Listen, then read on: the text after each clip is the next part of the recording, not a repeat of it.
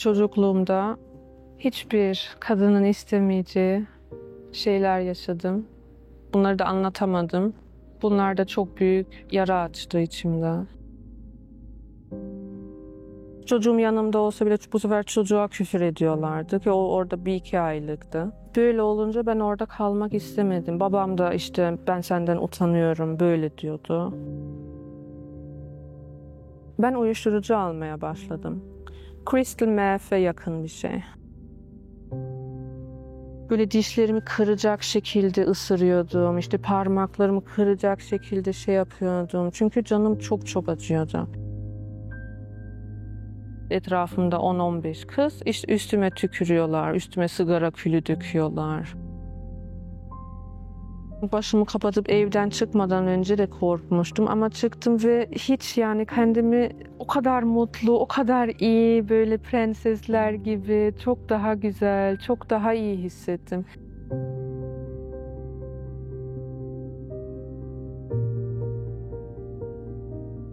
Ben Elif, Avusturya'da doğdum, büyüdüm. Innsbruck'ta, Tirol'da. Alman ailenin yanında büyüdük. Ben ve 2 kardeşim, 2 abim.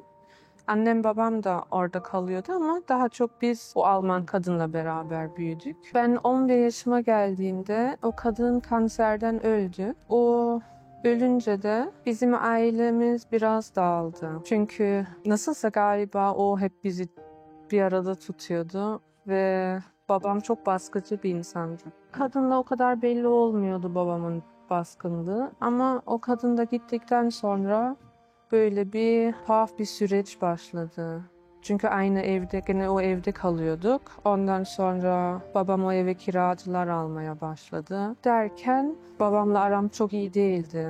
Ya, hele kadın öldükten sonra ya da ben ergenliğe girdikten sonra babamla aram bayağı açıldı. Ondan sonra 15 yaşında da evlendim. Hani o Alman kadın öldükten sonra ben bayağı bir kötü oldum. O zamanlarda tam hatırlamıyorum açıkçası ama ailem de pek ilgilenmemişti. Hani onlar için biri ölür, bu çok normaldir, acısı da geçer, böyleydi. Ama bizim için ya da hele benim için çok büyük bir boşluktu onun ölmesi. Her şeyi böyle dediğim gibi çok o araları çok hatırlamıyorum da. Ondan sonra ben bir telefon numarası bulmuştum. Bu da çok saçma geliyor kulağa belki ama otobüste bir telefon numarası yazıyordu. Ben de o numarayı aradım. Bir o numara gördüm, aradım. O da Türk çıktı. Ondan sonra biz konuşmaya başladık telefonla. Ben o zaman 14 yaşındayım. Ondan sonra bayağı artık ben buna her derdimi anlatıyorum. Her şeyi anlatıyorum. Tek konuşacak kişi oydu çünkü abim de var ama abilerim benimle pek ilgilenmezdi. Babam benimle ilgilenmezdi. Yani hiç kimse böyle bir ilgi bir şey yoktu. Arkadaşlarımı bilmezlerdi. Nereye gidiyorum, ne yapıyorum hiçbir şey yani böyle katiyen beni tanımazlardı. Ondan sonra ben bu oğlanla konuşunca 6 ay konuştuk ya da 7 ay. Ben merak ettim bu kim, neye benziyor. Ondan sonra o da bana 45 dakika uzakta oturuyordu ve ben trene bindim gittim Görbe'ye. Ondan sonra oturup bir kahve içtik. Ondan sonra ben geri döneceğim. Treni kaçırmışım, en son treni. Saat akşam 9 muydu, öyle bir şeydi. Tren kaçınca bu babasından arabayı istedi. Babası arabayı vermedi, ehliyeti yokmuş diye. Ben öyle bir telaşa girdim ki ağlıyorum. Ben bir daha eve gidemem. Çünkü babam beni öldürür diyor, sen anlamıyorsun. Ben bir oğlanla buluştum diyeceğim. Katiyen olmaz.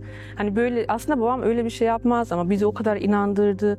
O kadar küçük şeyleri kıza sanıyordum ki, buna çok inanıyordum ki ben bunu babama desem beni öldürür. Beni eve kapatır, illa kötü bir şey yapar diye. Oğlan da dedi ki öyleyse evlenelim o zaman. Ben de anneme yazdım. Anne ben evleniyorum yazdım. Ondan sonra annem aradı beni, aramaya başlıyor. Annem arayınca ben çok korktum. Onlar bana kızacaklar diye. Ondan sonra abim aradı.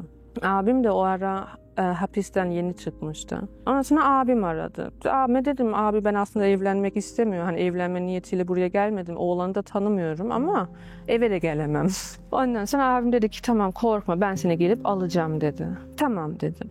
Ona konumu yolladım. O da hapisten yeni çıktığı için babam onu yollamamış. Bu şimdi gider bir şey yaparsa falan diye. Babam geldi. Babam gelince de eve gidene kadar bana küfür etti. Çok ağır küfürler etti. Eve gidene kadar da 45 dakika sürüyor. Yani 45 dakika susmaksızın konuştu, küfür etti. Artık ben öyle kötü oldum ki eve gider gitmez eşyalarımı topladım. Geri evden çıktım. Abime de yollamadı. Abim üst katta kalıyordu. Abim de yarın görüşürüz deyip gitti. Ben de eşyalarımı topladım. Taksiye bindim, geri gittim. Annem uyanmadan biz imam nikahı kıydık. Çünkü onun babası hocaymış. Sabah namazına hemen imam nikahı kıydı bize. Ondan sonra direkt de evlendim. Annem aradı, Elif neredesin? Anne ben evlendim dedim. Artık iş içten geçti. Ondan sonra işte 2 ay orada kaldım. Orası da iyi bir yer değildi yani. Bir de ben hiçbir şey bilmiyordum ki, ben 15 yaşındaydım, çok küçüktüm. Bir çay yaptığımı hatırlıyorum, işte gelin görmeye geldiler, çay yaptım. Çayı da nasıl yapılır bilmiyorum. Çünkü annem hep su ısıtıyorlar ya, suyu kaynatıp çayın üstüne döküyordu. Ben de burada önemli olan suyun kaynaması olduğunu bilmiyorum tabii. Annem daha hızlı olsun diye öyle yapıyor sanıyordum. Çaydanlığa, üstüne de altına da soğuk suyu doldurdum. Bekliyorum. Ondan sonra biri geldi, işte çay olmuştur koy artık diye. Ben de iyi sen öyle diyorsan koyayım dedim. Koydum. Ondan sonra kayınbabam mı oluyor? Allah rahmet eylesin, o da öyle. Elime vurdu böyle çay mı olur diye. Herkesin önünde işte ben de ağlıyorum ama ben nasıl yapılır bilmiyorum.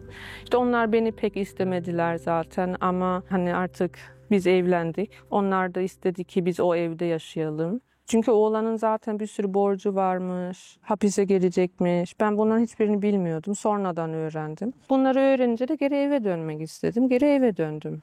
Annem babamın evine gittim. Ondan sonra babam işte biraz hani şey yaptı. Hamilesin, işte bir daha dene, artık evlenmişsin hemen vazgeçme. Bunun gibi şeyler. Ondan sonra oğlan bu sefer bizim evde kalmaya başladı. Babam bize Kelle'de en aşağıda bir yer ayarladı. Bu annemin telefonunu çaldı, sattı. Abimin motorunu çaldı, sattı. Bu parayı da aldı, Türkiye'ye kaçtı. Ondan sonra ben dedim ben bir daha istemiyorum. Hani kim ne derse desin ama ben bu oğlanla evlenmek istemiyorum dedim ve orada bitmişti yani. En son yani o Türkiye'ye kaçmıştı parayı alıp. Sonra geri barışmak istedi ama öyle bir şeyden sonra ben istemedim bir daha. Katiyen hani kim ne derse de, babam da bir şey dese ben gitmeye hazırdım. Ama babam için çok zordu. Abim için de çok büyük bir sorundu benim evlenip ayrılmış olmam. Yaşadığım yer küçük bir yerdi. Şimdi nereye gitsem bana laf atıyorlardı. İşte insanlarla dövüşüyordum, kızlarla. Çocuğum yanımda olsa bile bu sefer çocuğa küfür ediyorlardı ki o orada 1-2 aylıktı. Böyle olunca ben orada kalmak istemedim. Babam da işte ben senden utanıyorum böyle diyordu. Böyle de olunca ben oradan gitmek istedim, kaçtım. Kendimi çok suçlu hissediyordum böyle olduğum için ya da böyle bir şey yaşadığım için. Bir de bir çocuğum olduğu için. Bu herkesin gözünde çok çok büyük bir yanlıştı ki ben zaten çocuğum olsun diye hani öyle yola çıkmamıştım. Öyle bir şey yok. O yüzden kaçtım. Benim kaçma niyetim aslında dedim ki ben kendi ayaklarımın üstünde duracağım ve oğlumu yanıma alacağım. Biri babama demiş ki işte senin kızın evlenip ayrılmış. Artık onu kimse almaz. Bir tane adam var, 6 tane çocuğu varmış. Hani onu alalım, o da çocuklara bakar diye demişler babama. Babam çok üzülmüştü. Babam bizi seviyor ama bizi hiçbir zaman koruyamadı, arkamızda durmadı. Bize babalık çok yapmadı ama babam da psikolojik rahatsız. Derken ben de bu şekilde biraz İslam'dan uzak büyüdüm. Uzak derken çünkü benim gördüğüm insanlar hep böyle işte artık sen evlendin, ayrıldın, senden bir şey olmaz. Hani sen artık 70 yaşında bir insana layıksın, anca onun çocuklarına bakarsın. Böyle gördükleri için ben kendimi o dinle pek bağdaştıramadım. Benim içimde hep bir Allah sevgisi vardı ama yani bu beni gerçek İslam'a o insanlardan gördüğümden dolayı götürmedi hiçbir zaman. Tam tersi daha açık giyinmek istiyordum. Daha böyle o yollara gidiyordum. Çünkü onlar öyle yaptıkça ben de öyle yapmamaya şey yapıyordum. Ondan sonra benim yaşım ufak olduğu için oğlumu bana vermediler. Onu annem aldı. Ve ben evden gittim. 2-3 gün sokakta yattım. Ondan sonra Jugendheim var. Oraya gittim. Orası nedenini hatırlamıyorum ama ben oradan da kaçtım. Trene bindim, Linz'e gittim. Buraya 1,5 saatlik uzaklıkta. Ondan sonra trene bindim, trenden beni attılar. İşte bir gece Bahnhof'ta yattım. Öbür treni bekledim, gene trene bindim, Linz'e gittim. Orada dedim ki benim yatacak bir yerim yok, nereye gidebilirim? Onlar da bana işte bir yer gösterdi. Bak burada geceleri yatabiliyorsun, sabah ama çıkman lazım. Orada kaldım. Orada kalınca da işte akşam orada yatıyordum. Sabah çıkıp iş arıyordum. Bir tane Türk'ün yanında bulaşıkçı olarak başladım. Ondan sonra bu oranın sahibi işte bana diyordu senin kimsen yok mu? İşte hani ne oldu, başına ne geldi? Ben de bunu anlatıyordum. Benim yok, hiç kimsem yok burada. Hani bir de hiç kimse beni arayıp sormuyordu. Annem hariç. Annem hep arayıp soruyordu. Ama başka hiç kimse arayıp sormuyordu. Ondan sonra bu adam bana bir ev verdi. Gel benim evimde kal, ben sana yardım edeyim falan. Ondan sonra bana evlenme teklifi etti. Bu adam ama 45 yaşındaydı. Ben o zaman 16 yaşındaydım. Ve evde kalırken de eve adamlar gelmeye, zili çalmaya başladılar. İşte sen şunun çalışanı değil misin diye. Benim içime çok büyük bir korku girdi ve kaçtım oradan. Her şeyi bırakıp gerçekten geri kaçtım. Trene bindim, geri Innsbruck'a döndüm. Yani doğup büyüdüğüm yere. Oradan trenden indim, ağlıyorum şimdi ben ne yapacağım, nereye gideceğim diye. Bir tane adam geldi yanıma. Bana dedi ki ne oldu, neden ağlıyorsun diye. Ben de ona her şeyi anlattım. Böyle zaten boşluğuma denk geldi. Her şeyi anlattım. O da tamam benimle gel dedi. Ben sana yardım edeyim dedi. Ben de kalktım gittim. Trene bindik. Vorarlberg'e gittik. O da Avusturya'nın ta öbür ucu. Ondan sonra Allah'a çok şükür gerçekten iyi biri çıktı. Beni polise götürdü. Polis de beni başka bir Jugendheim'a götürdü orada. Ondan sonra orada kalmaya başladım. Bu ara ben 17 yaşındayım. Kış oldu, bunlar şeye gidecek, kayak kaymaya. Ben de istemiyorum oraya gitmeyi. Ve o yüzden kaçtım. Kaçtım derken bir haftalık. Onlar illa zorladı çünkü oraya gitmemi. Ben de gitmek istemedim. Bir hafta arkadaşımda kaldım. Bir hafta bunlar geri dönünce ben de geri döndüm. Bu sefer ceza olarak beni bodrum katında yatırdılar. Ama Schlafsack. Hani başka hiç yastık yok, örtü yok. Ondan sonra ben çok hasta oldum. Bayağı boğazlarım şişti. Çok kötü hasta oldum. Böyle olunca da oradan kaçtım geri. Oradan kaçınca bir tane oğlan vardı. Ailesiyle yaşıyordu. Dedi ki istiyorsan benim evde hani bir oda verelim sana. Sen de kira öde. Ben de tamam dedim. Orada kalmaya başladım. Ama o aile de böyle bu sefer işte karışmaya başladılar her şeye. Şöyle yapma, böyle yapma. Bu sefer istediler ki ben oğlanla aynı katta yukarıda kalayım. Derken ben oradan da kaçtım. Ondan sonra annemi aradım. Dedim anne ben Viyana'ya taşınacağım dedim. Çünkü burada olmuyor. Benim de Viyana'da bir evim vardı. O Alman kadından kalmıştı. Annem tamam dedi. Ben sana yardım edeyim o evi yerleştirelim dedi. Tamam ben Viyana'ya geldim.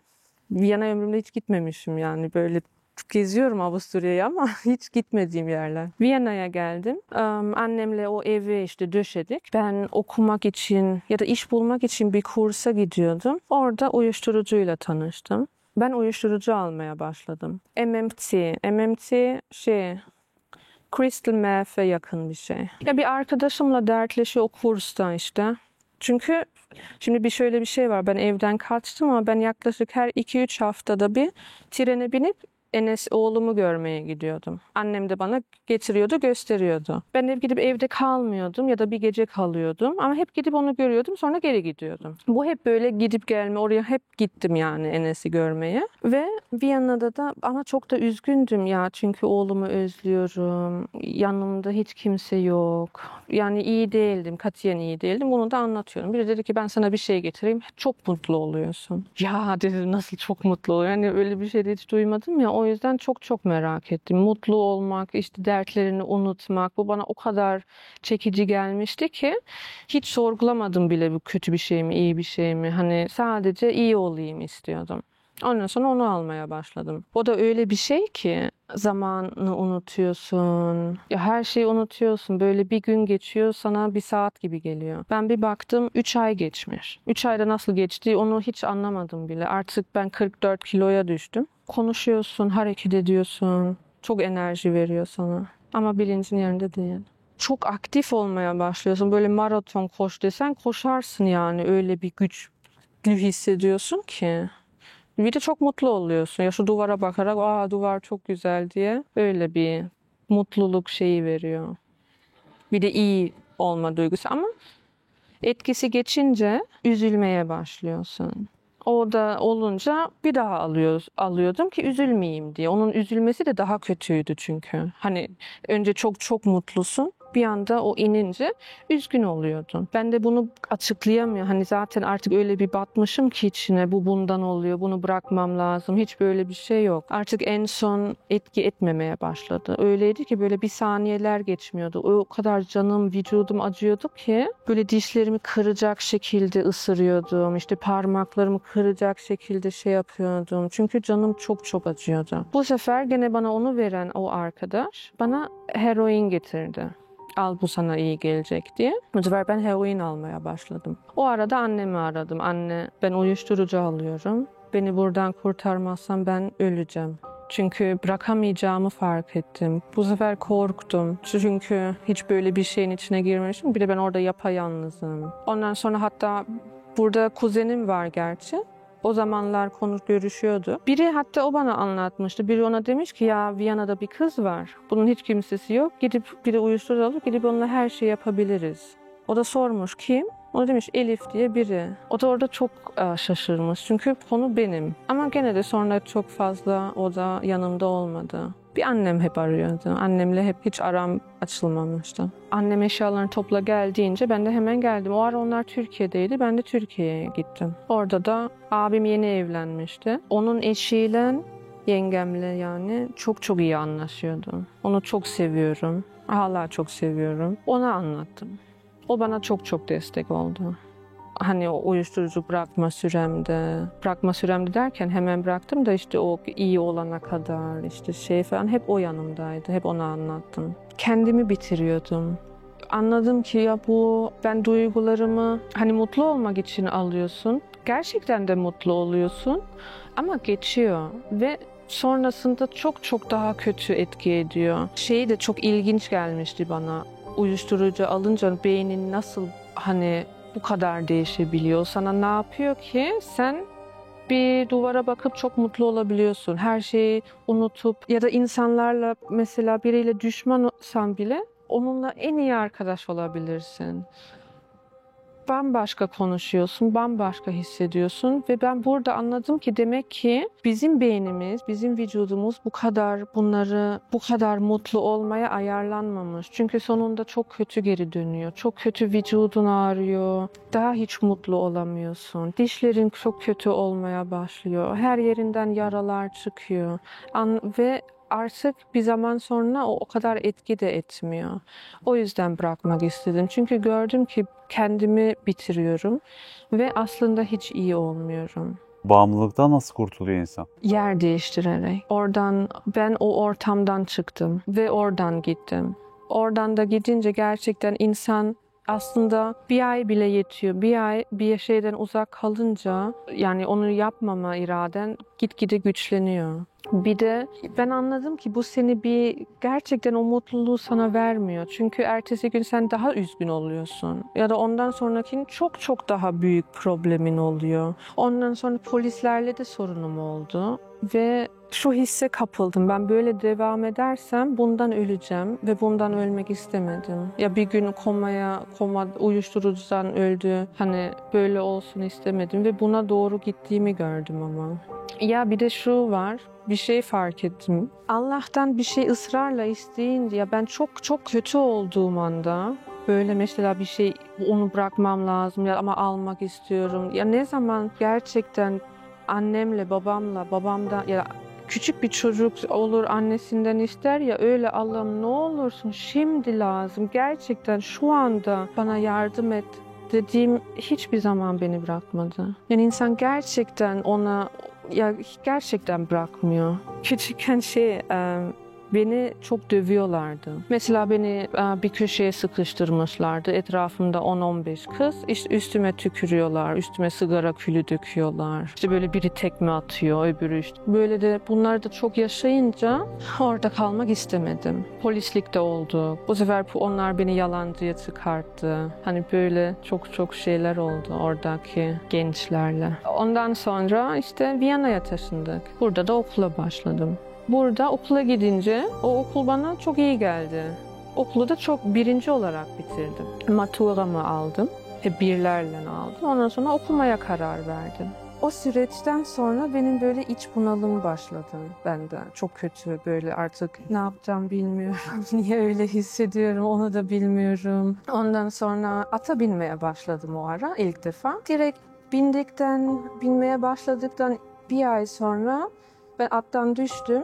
Belim kırıldı. Belim kırılınca az kalsın işte felç kalıyordum. Hatta doktor bana demişti ki senin felç kalmaman çok büyük bir mucize. %99 senin durumunda herkes ömür boyu tekerlekli sandalyede oturuyor. Ondan sonra bu ilk beni Allah'a yaklaştıran ilk şey olmuştu.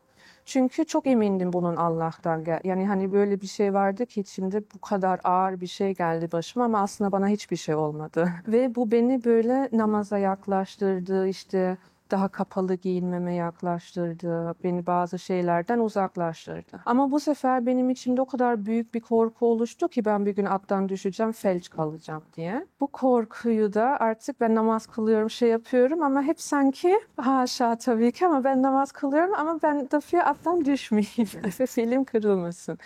Tabii böyle olunca bu bir sene sonra yaklaşık patlak verdi oradan. Çünkü aslında bana hiç kimse İslam nasıl olur, nasıl yaşanır anlatmamıştı. Ben de hep sanıyordum ki hani namaz kılarsam her şey tamam ve oruç tutarsam hani bunları yaparsam İslam budur. Böyle sanıyordum. Öyle de o gene içimi ama bir yerde tam iyileştirmedi. Bu sefer artık o kadar korkuyorum ki ata binerken de korkum da gitgide çoğaldı. Bu sefer işte sizin hayalhanemden videoları görüyorum Instagram'da. Instagram'da o kısa şekline bakıyorum. İçimden de hep şey arıyorum. Bir çözüm, korkmayayım diye. Bir dua ya da bir zikir.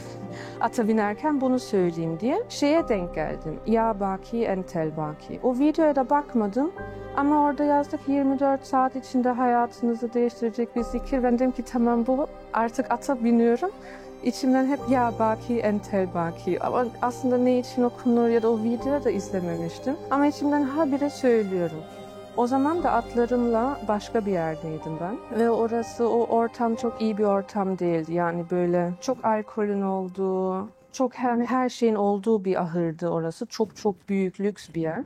Ve orada benim bir antrenörüm vardı. O antrenör benim için baba gibiydi. Ben ona ailem gibi, gerçek babam gibi hani öyle bir yere koymuştum onu. Ve bu zikirle benim aramda onunla o bağ kopmaya başladı. Herkesle bağım orada yani katiyen kopmaya başladı. Artık ben durduk yere ağlıyorum.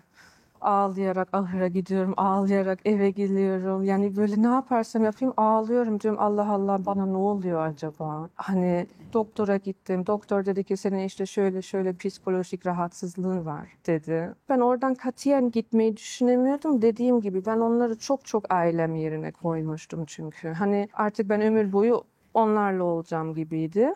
O yüzden oradan gitmek benim için çok büyük bir şeydi. Bu sefer işte Allah Mehmet abiden de razı olsun. Çok iyi geldi. Artık ben hepsini yazmaya başladım. Kur'an'ı ezberlemeye bunu o kadar iyi beceremiyorum ama öyle bir çabaya giriştim. Ve anladım ki benim bu duygu bozukluğum psikoloji okumaya başladım bu arada. Gerçekten buna çok kendim yaşadığım için insanın hani hangi psikolojik sorun olursa olsun aslında hepsini Allah iyileştiriyor. Hepsini İslam geri iyileştiriyor ve hepsi bir çağrı gibi. Benim bu kadar içim yanmasa belki ben bu kadar Allah demezdim. Belki o zaman ona o kadar yaklaşamazdım. O zaman mesela benim abim de hasta çünkü. Ona da hep diyorum bak bu bir hediye gibi. Bu çok güzel bir şey aslında. Çünkü bizim rahatsızlığımız duygu bozukluğu. Duyguları kontrol edemiyoruz ve bir anda çok üzülüp bir anda çok şey olabiliyoruz. Ve bak bu kadar hissetmemiz, bu kadar derin hissetmemiz o kadar güzel bir şey ki çünkü bu yüzden biz hep içimiz yandığı için Allah'a daha çok bağlanıyorsun. En azından ben hep her an daha çok Allah'ı yanımda hissetmek istedim ki yoksa kaybolacağım. Hiç kimse yokmuş gibi. Sanki artık yaşamanın bir anlamı da yok gibiydi. Bu hep değişti. Komple yani böyle bir dünyanın en mutlu insanı oldum diyebilirim. Çünkü içim çok rahatladı. Ve o yüzden hiçbir zaman da ya bunlar oldu çok kötü, çok üzücü. Hiç böyle düşünmedim. Çünkü belki bunlar olmasaydı dediğim gibi ben mesela bir de anladım ki hep şey diyordu Mehmet abi. Dünyadaki manevi cennet, maddi cennet öbür dünyada. O zaman şeyi anladım böyle aslında duygular o kadar güzel ki var olmaları da çok güzel. Çünkü biz zaten burada rahat olmak için yaşamıyormuşuz ki. Yani için kötü olmasa sen o iç iyiliği aramayacaksın belki. Ya da içinde kötü hissetmesen gerçekten nasıl, gerçek Allah sevgisi nasıl bunu belki hiç bilemeyecektim. Oradan gittikten sonra da atım hastalandı. Kan zehirlenmesi geçirdi. Bir de ciğer, lungesi hasta oldu. Hastaneye kaldırdık. Ondan sonra artık hayvan ölecek ama sanki şey gibi beni bekliyor gibi. Hani doktor bekledi, 2 hafta bekledi, 3 hafta bekledi. Dedi ki Elif artık kurtaralım hayvanı. Gökhan'ı aradım dedim Gökhan ne kadar caiz benim buna hani tamam ata iğne verin demem. O da dedi ki doktor hani at için, hayvan için daha iyi olacaksa böyle bir şey yapabilirsin dedi. Artık öyle bir duruma geldi ki bir ay bekledik. Sanki benim için beklediler. Hayvan zaten iyileşmeyecekti. Artık dedi ki cuma günü ne kadar iyi olmazsa ona iğneyi verelim. Tamam dedim. Perşembe akşamıydı. Ve ben atın yanına gidiyorum. Ağlıyorum. Diyorum nasıl vedalaşacağım ben ondan. O benim öyle pek arkadaşım, ortamım da hiç olmadı. O at benim için böyle beni işte gece hayatından aldı. Böyle her şeyden beni atlar çıkarttı. Çünkü tüm hayatımı doldurdukları için hiç kimseye ve hiçbir şeye ihtiyaç duymuyor gibiydim. Şimdi dedim ben bu atı nasıl, ben hep kendimi tövbe haşa bu atla öleceğim gibi görüyordum. Yani hep o yanımda olması lazım. O benim en iyi arkadaşım gibiydi. Ve sonra ben o gece kapandım. Hani cennet varsa oraya ben de gitmek istedim. Allah'ın rızası olsun diye işte o gece kapandım. Kapandığım ertesi gün doktor aradı. Sanıyorum ki şimdi diyecek gel atı iğne verelim. Dedi ki Elif dedi atın çok iyi oldu. Nasıl oldu dedi. Açıkçası sana şimdi söyleyemem gerçekten mi iyi oldu ama şu an durumu çok iyiye gidiyor dedi. Sanıyorum ki dedi geri iyileşecek. Bu benim için çok büyük bir Allah'ın bir cevabıydı. Çünkü o at gerçekten ölüyordu. Yani gerçekten artık bir deri bir kemik kalmıştı. Yemek yemiyordu. Bir aydır yatmamıştı. Çünkü yatsa nefes alamayacak, ölecek. Öyle bir durumdaydı. Ve bir geceden öbür gece iyi olması benim için çok büyük bir şeydi. Bu sefer lemaları okumaya başladım ben. 3. lemayı. Okuyorum, ağlıyorum. Okuyorum, ağlıyorum. Ondan sonra şey yerine, madem o hadsiz mahbubat fanidirler, beni terk edip gidiyorlar, onlar beni bırakmadan evvel ben onları ya baki, entel baki diyerek bırakıyorum. Şimdi bu olduktan sonra benim için, ya kapandıktan sonra zaten direkt ben namaz kılmaya başladım. Ondan sonra her gün risaleleri okumaya başladım ve yavaş yavaş her şey iyiye gitmeye başladı. İlk atım iyileşti. Sonra işte ondan önce burayı bulmuştum. Buranın insanları da gerçekten iyiler. Ondan sonra ben iyileştim. Ya daha doğrusu ruhum hani doktorun şu kadar uzun terapiye gideceksin, şu hapları alacaksın dediği içeride ben iyileştim. Ve anladım ki bu tüm ruh yaraları ve ruhtan gelen sıkıntıların tüm cevabı İslam. Çünkü o şey çok ilgimi çekmişti. Bir video dinlemiştim.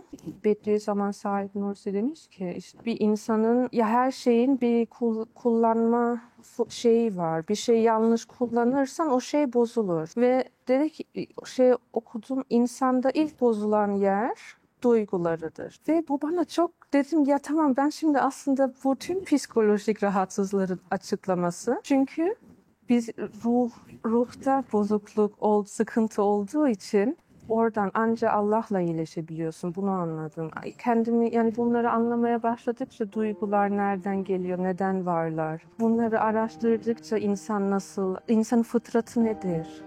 Bunları öğrendikçe hepsi böyle yerine oturdu ve şimdi hiçbir sıkıntım yok gibi. En son yaşadığım kötü olayın ardından şimdi yaklaşık 12 sene geçti. Galiba Allah beni hep hastalıkla çağırdı. Biraz böyle oldu. Önce belimin kırıklığı. Ondan sonra psikolojimin bozulması. Hep hastalıkla elhamdülillah beni çağırdı. Şuna inandım ki insan Allah'ın çok büyük bir hediyesi. Çünkü yoksa biz yaşama amacımıza nasıl ulaşacağız ki her şey hep iyi gitse, her şeyimiz hep olsa. Bu buraya pek ait gibi gelmiyor bana. Ve o zaman diyorum elhamdülillah her sorun için, her ufak şey için artık böyle sanki Allah orayı benim için hazırladı bir sınav yeri gibi. Ben sadece geçmem lazım ama hiçbir şeyden korkmam gerekmiyor. Çünkü zaten o ortamı hazırlayan Allah'ın kendisi. Hep benim için de kolay değildi. Mesela gene ata biniyorum, engel atlıyorum. Hem biniyorum hem panik atak geçiriyorum atın üstünde. Mesela böyle ama ona kendimi o zaman artık bir yerde dedim ya yeter. Hani Allah biliyor öleceksen zaten vaden geldiğinde öleceksin. Bir yerin kırılırsa da elhamdülillah ne güzeldi. Hatırlasana dün ne kadar mutluydu. Ya her şeyin bir beterin beteri vardı. Belki bir kaza seni daha büyük bir şeyden koruyacak diye. Artık kendime diyordum korkma. O zaman la ilahe illallah diyordum. Hani Allah'tan başka ilah yok. Korkma. Hiçbir şey olmayacak. Yani hiç öyle kötü bir şey olmayacak. Düşersen de o kötü değil. Hani bunda da bir şey yok diye. Şimdi o kadar korkmuyorum elhamdülillah. Konu tekrardı, bir şeylerin tekrarı. Ve bu gerçekten çok sırlı gibi geliyor bana. Bir şey ne kadar çok tekrar edersem o kadar etki ediyor. O kadar iyi geliyor. Artık korkuyorsam la ilahe illallah diyorum.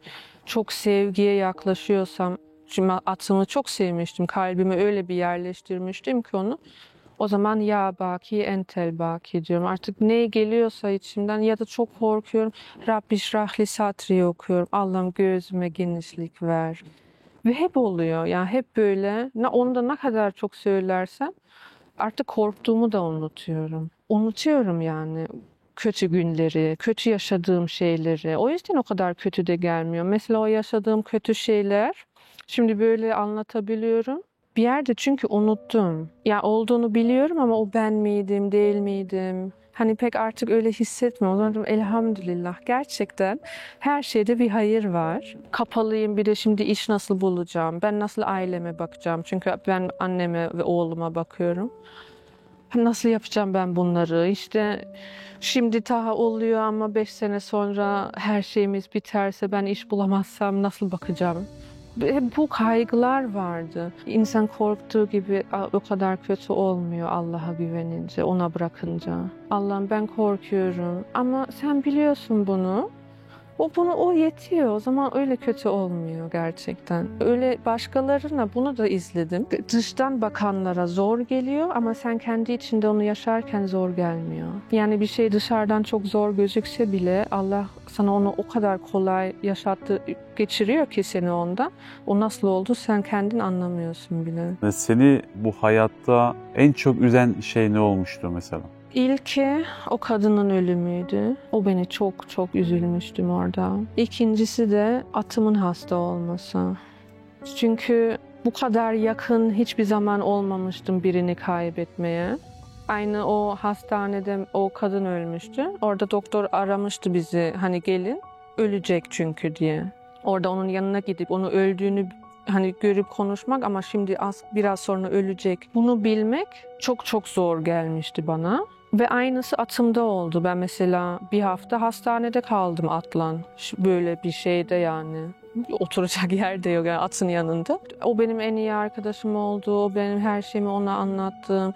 İşte insanlar boşluğunu doldurmaya çalışıyor ya mesela benim en büyük doldurucum o oldu. Çünkü tüm vaktimi ona veriyordum. Bir atlan çalışınca da bir at için 3-4 saat lazım oluyor. Rahat geçiyor yani o 3-4 saat. Onu kaybedebilmek benim için her şeyi kaybedebilmek gibiydi. Yani böyle o giderse sanki ben yapayalnız kalacağım.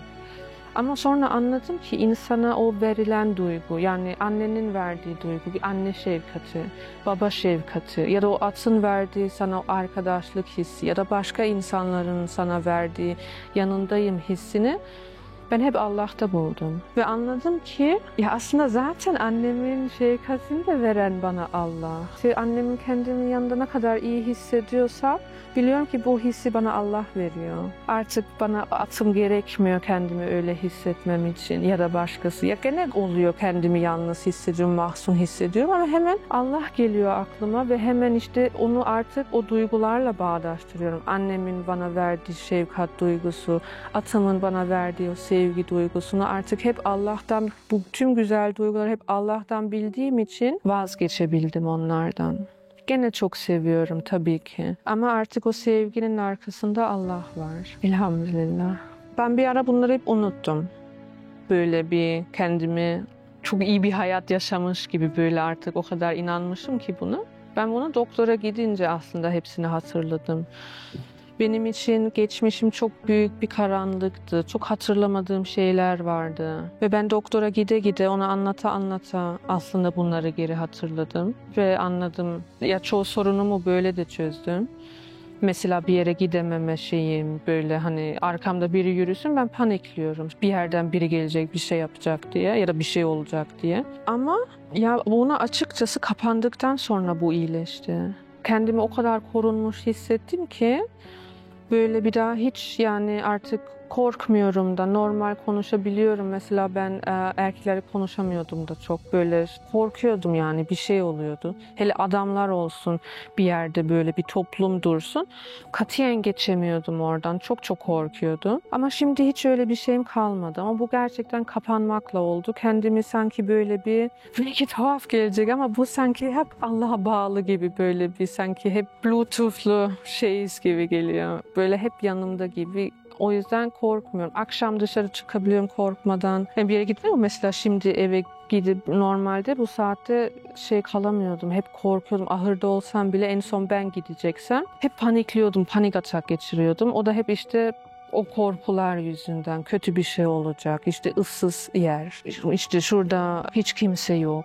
Evler yok diye çok korkardım ama şimdi elhamdülillah o içim çok rahat. Mesela Allah razı olsun sizden, sizin sayenizde ben çok büyük bir paradan vazgeçtim. Ya öyle ki ben tüm hayatımı değiştirdim onu. Hani o para benim için şeydi böyle. Yani benim hayatımı değiştirmeye zorladı onu vererek. Ama o kadar iyiyim ki bana kalsa her şeyimi vereceğim. Ben bunu anladım. Şimdi abim mesela ya da bazıları biraz korkuyorlar benim adıma. İşte böyle onlar biraz dünyalık düşündüğü için ben de bu düşünceleri artık böyle ayırdığım için bana soruyorlar sen nasıl böyle rahat olabiliyorsun? Hem bu kadar bir miktar verdin, en sevdiğin atını vermek zorunda kaldın. Ama bunu insanlara anlatamıyorum ve Allah o kadar çok yardım ediyor ki içim o kadar rahat ki benim içim hiçbir zaman bir de böyle işte doktorun dediği hastalığından dolayı uyuyamıyordum geceleri. Böyle hep bir telaş. İleride ne olacak? Şöyle mi olacak? Böyle mi olacak? Hep bunlar vardı kafamda ama şimdi ölümü sevdim. Ölümden çok korkuyordum. Ama bu sefer ölümle ilgili videoyu gördüm. O video da çok şey değiştiren bir video oldu. Çünkü ben ölümü hep çok korkutucu bir şey olarak biliyordum. Yani hep öyle düşünüyordum. Ya da hiç düşünmüyordum. Ama bundan sonra ölümle barıştım. Artık kendimi böyle bir yolcu gibi görebiliyorum. Sanki ben bavullarımı hazırlamam lazım. Çünkü tren her an gelip beni alabilir. Ve ben buna bir hazırlık yapayım. Hani böyle artık böyle yaşıyorum, böyle. Yani hep duygularım bu yöne gidiyor ve bu çok büyük bir rahatlık veriyor. Aslında kapanmak benim için bir günden öbür güne her şeyi değiştiren bir şey oldu. Çok iyi oldu. Ya ben önceden kapanmaktan mesela çok korkardım. Hani çünkü Avusturya'da yaşıyorum. Bir de Viyana'da hep duyuluyor, görüyorum kapalı insanlara nasıl davranıyorlar. Ve bu beni hep çok korkutuyordu. Bir de ben katiyen hani böyle beni tanıyanlar arasına çıkamam gibi geliyor. Çok zorlanırım gibi geliyordu ama bir gün bile zorlanmadım. Hiç öyle olmadı. O kadar güzel oldu ki. Ya içimden sanki ben hiç açık gezmemişim gibi öyle geldi. Katiyen artık ben eskiden mesela çok dışarı çıkamıyordum. Sevmiyordum insanlar arasına girmeyi, çok insan olan bir yere gitmeyi. Alışverişe gitmeye dahi benim için çok büyük bir stresti. Ama kapandığımdan beri hiç öyle değil. İnsanlar tuhaf baksa bile ben dinimi temsil ettiğim için bana katiyen rahatsız etmiyor. Hiçbir şekilde rahatsız etmiyor. Tam tersi onlara daha güler yüzlü davranmaya çalışıyorum ki aslında bildikleri gibi değil görsünler diye. Ve dediğim gibi bu ben açıkken yani hiç böyle insanlarla aram yoktu ama kapanmak her şeyi çok çok değiştirdi. Kalbimi yumuşattı. Ve hiç kimse bana hiçbir şekilde hani neden kapandın diye de sormadılar. Hiç sanki ben her gün böyleymişim gibi davrandılar. Şimdi normalde Avusturya'da yüzünü kapatmak yasak ama ben kapatıyorum. Bugüne kadar da çok şükür bir şey olmadı. Polis durdursa ceza yazar. Yüzünü aç der. Ama o kadar yani hani yasak olmasına rağmen gerçekten ben bir iki polisle de karşılaştım araba sürerken. Beni gördüklerini biliyorum ama bir şey söylemediler. Ama hep çok dua ediyorum. Şey okuyorum. Yasin suresinin 9. ayetini okuyorum. Ya şimdi bilmiyorum kapalılıkla mı ilgili ama kendimi Allah'a o kadar bağlı ve yakın hissediyorum ki bu beni çok rahatlatıyor. Ya her an artık onu yanımda hissediyorum. Beni gördüğünü her an onu göz önümde bulunduruyorum. Ve bu yüzden de başıma ne gelirse gelsin ya da kim bana ne derse desin içimden hemen geliyor ki tamam Elif sakin ol bak Allah var. Allah şu an biliyor senin bunu yaşayacağını. O biliyor ya bu bana çok yetiyor o zaman. O biliyor benim ne hissettiğimi biliyor. Demek ki diyorum bu böyle olması gerekiyormuş. Yani artık bir şeyden bir telaşım olunca ya bir şeyden korkunca, çekinince kendimin hep göz önünde bulunduruyorum ki bak Allah senin çekinginliğini de biliyor. Korktuğunu da biliyor.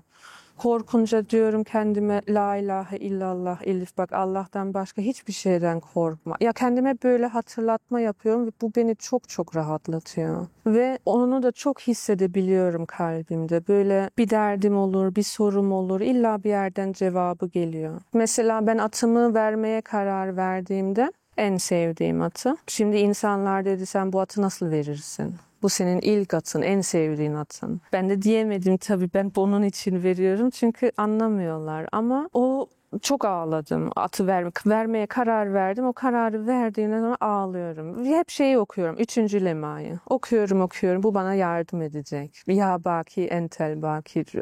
Bunu da bir kere geçirdim ya. Çünkü onu söylemeye başladığımda ben o öbür ahırdaydım. Bunu söyleyerek benim oradaki bağlarım koptu. Ondan sonra merhem oldu burası bana. Aynı şekilde atımı vermeye karar verdiğimde içimden diyorum ki Allah'ım ne olursun bir sene sonra birisi alsın. Bir sene daha benim olsun. Hani böyle artık gitgide tamam vereceğim ama çok uzakta olsun. Hani böyle pat diye.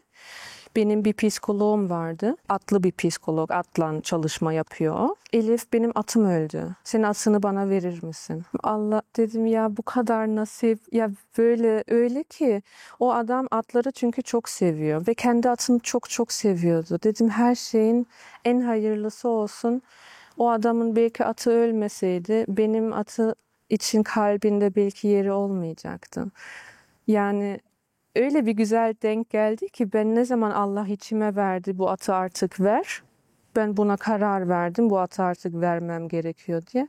Bir hafta geçmedi adamın atı öldü ve benim atı ona verdim. Şimdi o adam diyor ki benim atım ölmeseydi diyor ben bu ata bu kadar kıymet veremezdim diyor. O zaman işte düşünün ki Allah her şeyi öyle güzel planlıyor ki belki birine kötü gelir senin atın öldü bunu nasıl güzel görebilirsin diye. Ama dediğim gibi belki o at gitmeseydi bu at için yer olmayacaktı. Ve bu beni gene doğru bunun da Allah'tan olduğuna kalbim kanaat getirdi. Ve ben de önceden işte atı verirsem çok üzülürüm. Bir daha asla mutlu olmam. Tüm öbür atlarımı da veririm, depresyona girerim. Hiç öyle olmadı.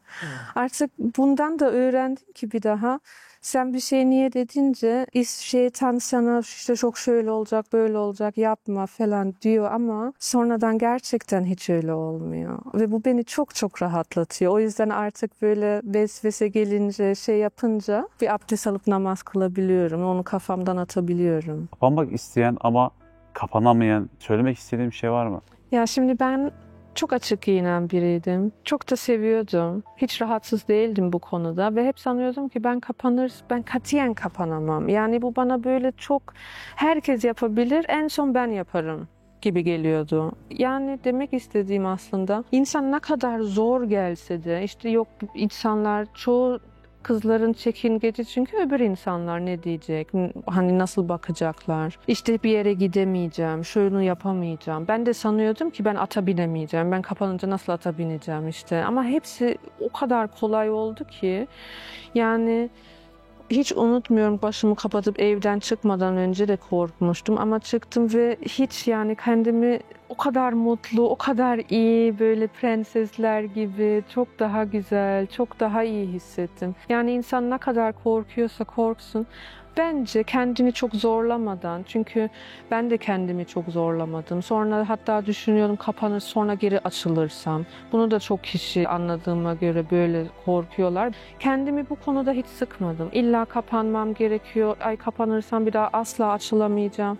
Kendimi hiç böyle sıkmadım. Ve taktığım ilk günden beri o kadar rahat hissettim ki yani galiba insanlar biraz kendini sıkmadan, biraz bir şans vererek buna. Çünkü başörtüne bir şans verirsem ben kimseyi tanımıyorum başörtüyle dışarı çıkıp pişman olanı. Çünkü burada da bir kızla konuştum.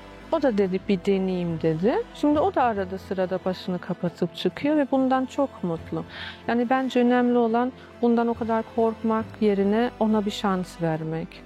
Ve insan bir günden öbür güne yapamıyorsa bunu kendini suçlamak değil, yapabildiği kadar kendini, ya zaten duayla her şey oluyor ama burada kendini çok çok baskı yapmamak bence çok çok önemli. Küçük adımlarla da başlanabilir. Burada çok şükür annem de çok yardım etmişti bana. O da demişti hani kendini bu kadar şartlandırma.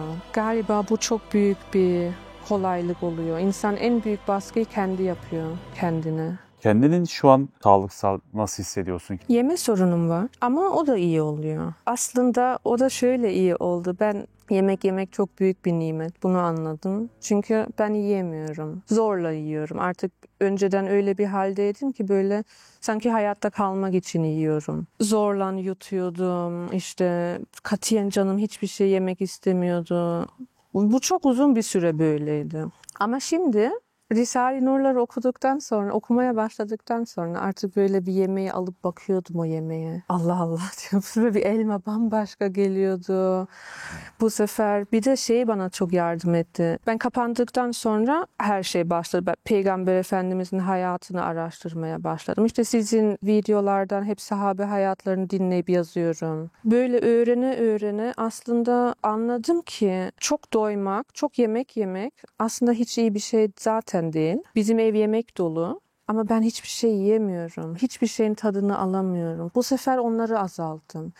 Anladım ki aslında bir insan günde 3 öğün böyle çok çok yemek yemesi gerekmiyor. Hani artık kendimi böyle severek yemek hazırlayınca böyle daha çok sağlıklı ya doğal şeyler olunca, onun içinde de Allah'ı düşününce hazırlarken Allah bunu böyle yaratmış, bu ağaçtan şöyle çıkmış, böyle olmuş derken artık yemek yiyebiliyorum. Hayal Hanım hakkında ne düşünüyorsun? Ya Allah razı olsun. O kadar iyiler ki, ya o kadar güzel ki. Çünkü ya ben hiç rastlamadım bu kadar gençlere. Çünkü mesela benim hep böyle İslam'la hiç çok uzak olmadım. Hep böyle öyle insanlara belki ama hep aradım. Hayalhanem böyle gerçekten herkesin konuşabileceği, kendini kötü hissetmeden her şeyini anlatıp sorabileceği bir yer olduğu için o kadar güzel ki gençlere hele. Çünkü böyle hani sadece İslam'da şöyle böyle değil de gerçekten ruhtan çektiğin sıkıntılara cevap verdiği için risaleler çok güzelsiniz. Yani o yüzden hayalhanem çok çok kıymetli geliyor bana. Çok o kadar da mutluyum elhamdülillah. hep şükür ediyorum, dua ediyorum ki Allah da beni sizlerle tanıştırdı, bir şeyler yapabilmem için izin verdi ve çok çok kıymetli geliyor bana. Dediğim gibi bugün, hele bugün de Müslüman olmak isteyenlerin ya da İslam'la ilgili soruları olanın ama böyle bunu gerçekten yaşadığı hayatla bağdaştırabilecek. Yani benim hayatımda böyle. Bunun İslam'la nasıl olur, ne alakası var sorabileceği bir yersiniz ve bu çok önemli, çok çok güzel. Sadece hani burada şöyle yazıyor, bu böyledir değil de daha çok ruhuna hitap ediyorsunuz. Allah razı olsun. Hayalhanemin Almanya'da olması hakkında ne düşünüyorsunuz? Ya o da çok güzel. Şimdi ben Gökhan'a hep yazıyorum, ben videoları çevireyim. Mehmet abinin kitaplarını çevireyim Almanca'ya. Çünkü hep diyorum ki insanlar bunu duyması lazım, anlaması lazım. O kadar güzel anlatıyor ki ya, hani böyle diye çok çok güzel bence. Çok da insanların çok ilgisini çekiyor ve bence yani dediğim gibi ben Gökhan'a hep diyorum Almanca yapalım, bunu Almanca ben yapayım, sen bana yolla ben çevireyim. Video yok mu çevireyim? Çünkü o kadar önemli geliyor ki bana bunların Almanca'ya çevrilmesini. Çünkü burada çok dil eksikliği oluyor. Burada doğan gençler Türkçeyi bilmiyor.